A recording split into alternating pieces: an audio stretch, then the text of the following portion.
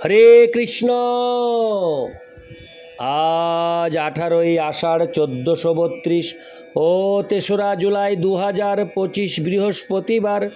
আজ আমি ভাগবতম পাঠ করছি। ভাগবতমের চতুর্থ স্কন্দ প্রথম ভাগ অষ্টাদশ অধ্যায় পৃথু মহারাজ কর্তৃক পৃথিবী দহনের শ্লোক 25 থেকে অন্তিম শ্লোক 32। নারায়ণ হে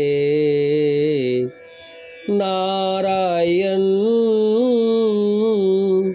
ভবভয়হরণম নারায়ণ। শ্লোক 25। বটবৎসা বনস্পতয় পৃথগ্র সময়ং পয় গিরয় হিমবৎসা নানা ধাতুন শ্মশানুষু। অনুবাদ: বৃক্ষরা বট বৃক্ষকে বৎস বানিয়ে বিভিন্ন প্রকার সুস্বাদু রস দহন করেছিল। পর্বতেরা হিমালয়কে বৎস বানিয়ে শৃঙ্গরূপ পাত্রে বিভিন্ন প্রকার ধাতু দহন করেছিল। ইতি শ্লোক 25। শ্লোক 26। সর্বে সমুখ্য বৎসেন শে পাত্রে পৃথকোপয় সর্বকাম দুঘং পৃথিং দুদুহু পৃথুভাবিতম।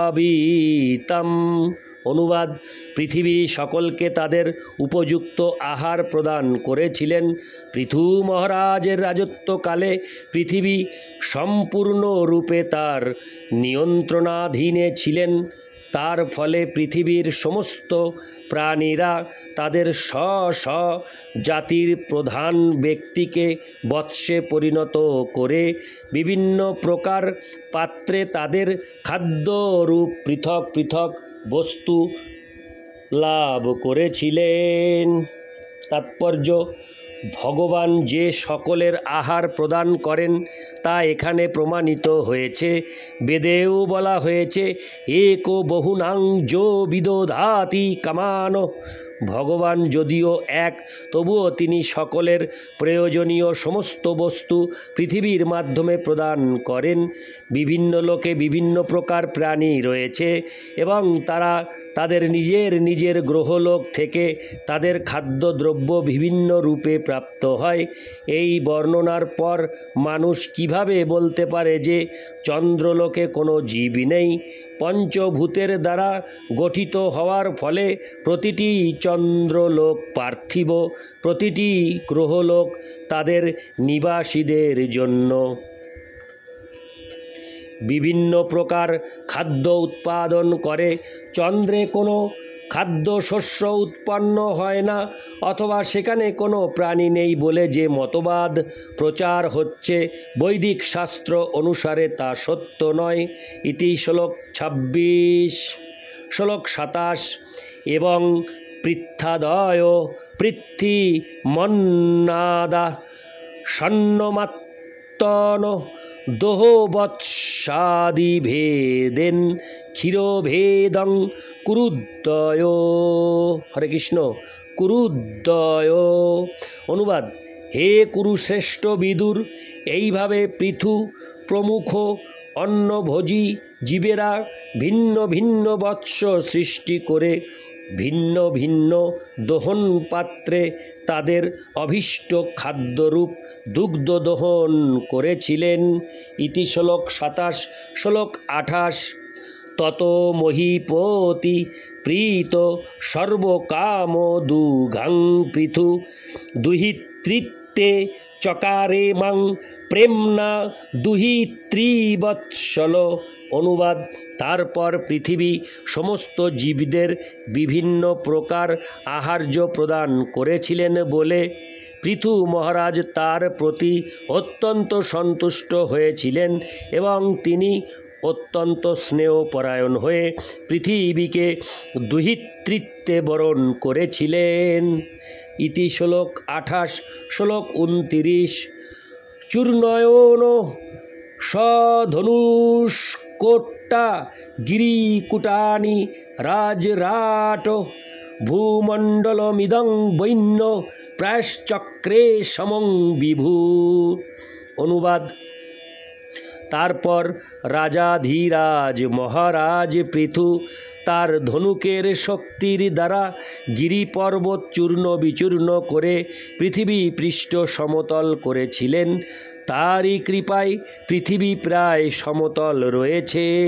তাৎপর্য: সাধারণত পৃথিবীর পার্বত্য অঞ্চলগুলি বজ্রাঘাতে সমতল করা হয়। সাধারণত সেটি স্বর্গলোকের দেবরাজ ইন্দ্রের কার্য, কিন্তু ভগবানের অবতার পৃথু মহারাজ সেই জন্য ইন্দ্রের প্রতীক্ষা করেননি। তিনি নিজেই তার সুদৃঢ় ধনুকের দ্বারা সেই কার্য সম্পন্ন করেছিলেন। ইতি শ্লোক 29। শ্লোক 30। অথাস্মিন ভগবান বৈন্য প্রজানাং বৃত্তিদ পিতা নিবাসান কল্পায়ঞ্চক্রে তত্র তত্র যথার্হত। অনুবাদ: রাজ্যের সমস্ত প্রজাদের কাছে পৃথু মহারাজ ছিলেন ঠিক পিতার মতো, তাই তাদের জীবিকা নির্বাহের জন্য উপযুক্ত বৃত্তি প্রদানে তিনি ব্যস্ত ছিলেন। পৃথিবী পৃষ্ঠ সমতল করার পর সকলের বৃত্তি এবং বাসনা অনুসারে তিনি তাদের বাসস্থানের জন্য উপযুক্ত স্থান নির্দিষ্ট করে দিয়েছিলেন। ইতি শ্লোক 30। শ্লোক 31। গ্রামান পুর পাত্তনানি দুর্গানি বিবিধানি চ ঘোষান ব্রজান সশিবিরানাকরান খেট খর্বটান। অনুবাদ: এইভাবে পৃথু মহারাজ বহু গ্রাম, নগর, পত্তন, দুর্গ, ঘোষপল্লী, গোশালা, সেনানিবাস, খনি, কৃষকদের গ্রাম এবং পাহাড়ি গ্রাম প্রভৃতি বাসস্থান নির্মাণ করে দিয়েছিলেন। ইতি শ্লোক 31। শ্লোক 32। প্রাক পৃথোরিহ নৈবৈশা পুরোগ্রামাদি কল্পনা যথা শুকং বসন্তি স্ম তত্র তত্রাকুত ভয়া। অনুবাদ: পৃথু মহারাজের রাজত্বকালের পূর্বে এই ভূমণ্ডলে নগর, গ্রাম, গোচারণ ভূমি ইত্যাদির পরিকল্পিত ব্যবস্থা ছিল না। সকলেই তাদের নিজেদের খেয়াল খুশি মতো এবং সুবিধা মতো তাদের বাসস্থান তৈরি করত এবং তার ফলে সব কিছুই অবিন্যস্ত ছিল। কিন্তু পৃথু মহারাজের সময় থেকে পরিকল্পনা অনুসারে নগর ও গ্রাম পত্তনের ব্যবস্থা শুরু হয়।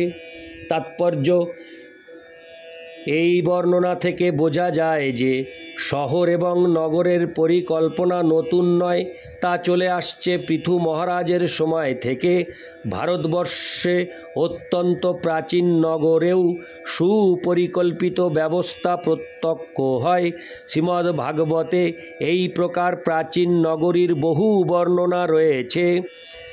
এমনকি 5000 বছর আগেও শ্রীকৃষ্ণের রাজধানী দ্বারকা ছিল অত্যন্ত সুপরিকল্পিত।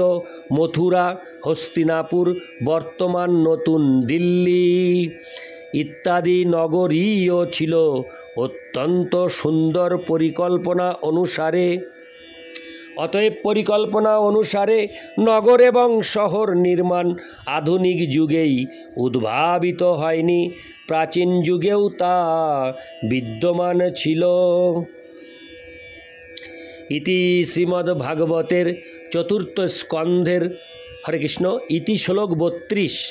এই সাথে ইতি শ্রীমদ্ ভাগবতের চতুর্থ স্কন্ধের পৃথু মহারাজ কর্তৃক পৃথিবী দহন নামক 18 অধ্যায়ের ভক্তি বেদান্ত তাৎপর্য। নারায়ণ হে নারায়ণ। ভবভয়হরণম নারায়ণ। হরে কৃষ্ণ।